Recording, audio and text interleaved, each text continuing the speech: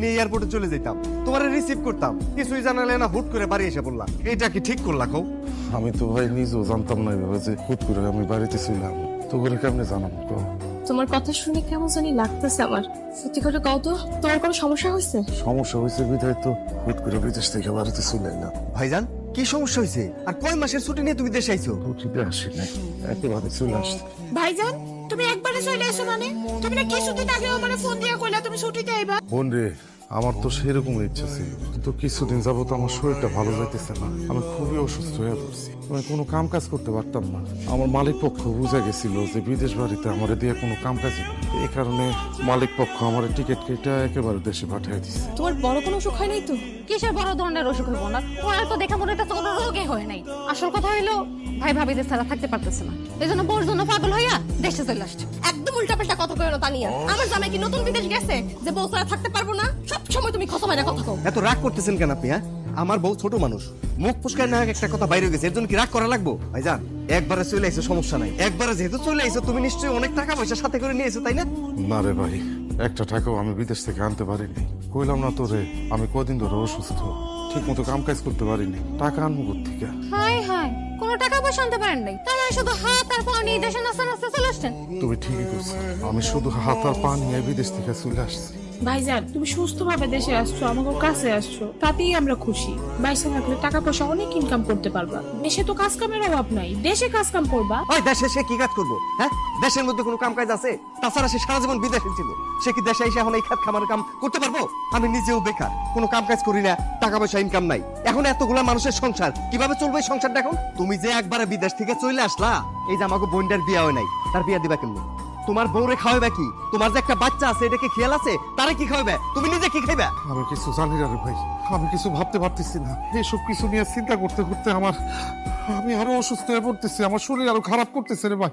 আর দূর, তুমি মিথ্যা কথা কই না তো। তোমার মাথায় এই সংসার নিয়ে কোনো চিন্তাই নাই। বিদেশের বাড়িতে কি মানুষ অসুস্থ হয় না? তুমি কি বিদেশে মরে যাইতেছিলা যে ঢ্যাং ঢ্যাং ঢ্যাং ঢ্যাং করতে করতে দেশে এসে পড়ছো?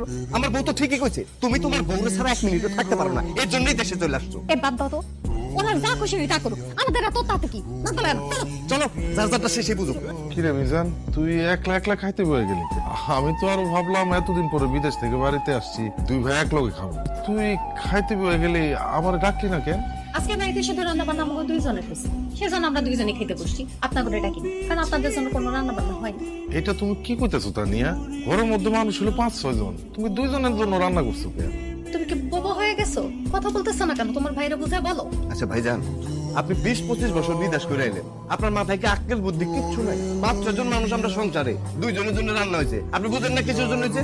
এখন থেকে আমরা দুইজন আলাদা খাবো, আলাদা সংসার করুন, এর জন্য আমাকে দুইজনের জন্য রান্না হয়েছে। এখন বুঝছেন? তুই কি সংসারটারা আলাদা করে দিতে চাস? হওয়া আলাদা করতে চাই।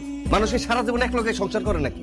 আপনি এতদিন বিদেশের বাড়িতে ছিলেন, ইচ্ছা থাকা সত্ত্বেও সংসারটা আলাদা করতে পারি নাই। এখন যেহেতু আপনি বিদেশ থেকে চলে আইছেন, তাহলে আপনার বউ পোলাপান নিয়ে আপনি আলাদা সংসার করেন, আমারে আমার মতো আমার বউডারে নিয়ে সংসারটা করতে দেন। মিজান, তোমার ভাই বিপদে পড়া একেবারে দেশে চলে আসছে। তুমি তো সবই জানো, মানুষটা অসুস্থ, শরীর খারাপ, তার উপর বিদেশ থেকে আসার সময় এক পয়সাও আনতে পারে নাই। আর এই মুহূর্তে যদি তুমি এই সংসারটা আলাদা কইরা দাও, তাহলে আমরা কই যাবো? কি খাবো? আমার এই ছোট মাইয়াটা, আমি কি খাওয়াবো? আপনি কি খাবেন? আপনার জামাই কি খাবো? আপনার বাচ্চা কি খাবো? এই চিন্তা কি আমার জামাই করবো? এই চিন্তা তো করবো আপনার জামাই।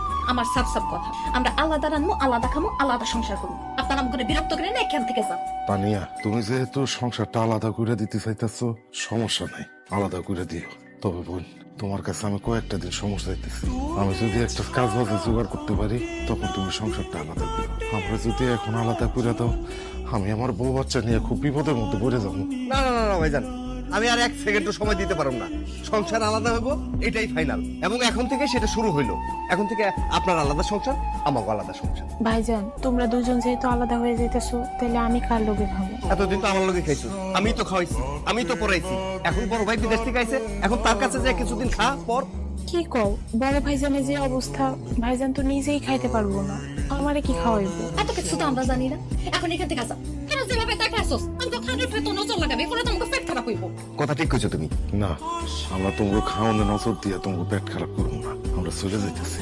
তুই যেহেতু আলাদা হয়ে যেতে চাস, আলাদা খাইতে চাস, কোনো সমস্যা নাই, তুই আলাদা খা। তবে তুই আমার আদরের ছোট ভাই, তোর কাছ থেকে এটা আমি আশা করি নাই। তোর জন্য আমি যা যা করছি সবকিছু তুই ভুলে গেলি, খুব কষ্ট পেলাম রে ভাই, খুব কষ্ট পেলাম। এই আজকে আমাগুলো খাইলো, কালকে থেকে বড় বেলা খাইছে। যেই ঘরে আমার বড় ভাই ভাবি বা ছোট্ট ভাতিজিরা খাওন পায় না, এই ঘরে আমিও খাবো না। টাকা আপনাকে